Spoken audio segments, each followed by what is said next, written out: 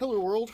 Brian here for another stream of consciousness, non rehearsed or written down uh, examination of my life that I attempt to do in 5 minutes or less.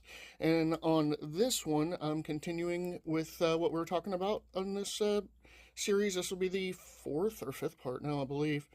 And I will go back and I will fill in a lot of stuff here as we go, but it was important to me today to talk about the actual night that led to me deciding it was enough and that I needed to go to rehab and get all that. So, on that note, and with that in mind, I will continue. I had left, I called off work. I hadn't been going to work for a few days at this point anyway. Been calling off, and Jess had gone to work, and she kind of left me reluctantly because she knew I was just going to be sitting at home drinking by myself.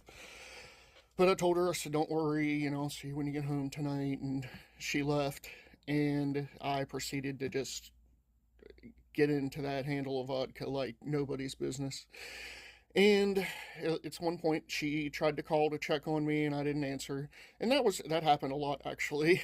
I don't know what was different about this night other than, maybe divine intervention or just good luck, fate. But on this night, she told them at work that she was going to leave, that she needed to go home and check on me. And she arrived home and she found me face down in the bedroom unresponsive. And I don't know how long I'd been like that. I don't really have too much recollection of the night.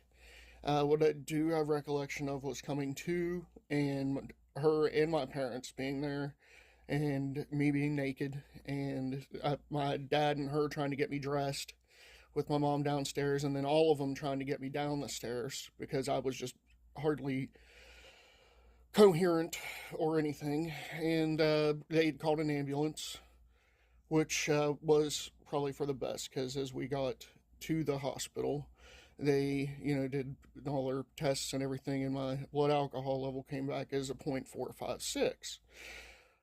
Didn't really sink in at the time, and I remember that number because my mom was there with me. She stayed with me that night, and she kept telling me that over and over.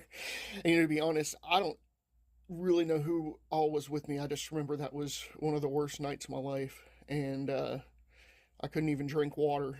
I was just shaken, and it it everything about it was horrible. But I decided on that time that once I got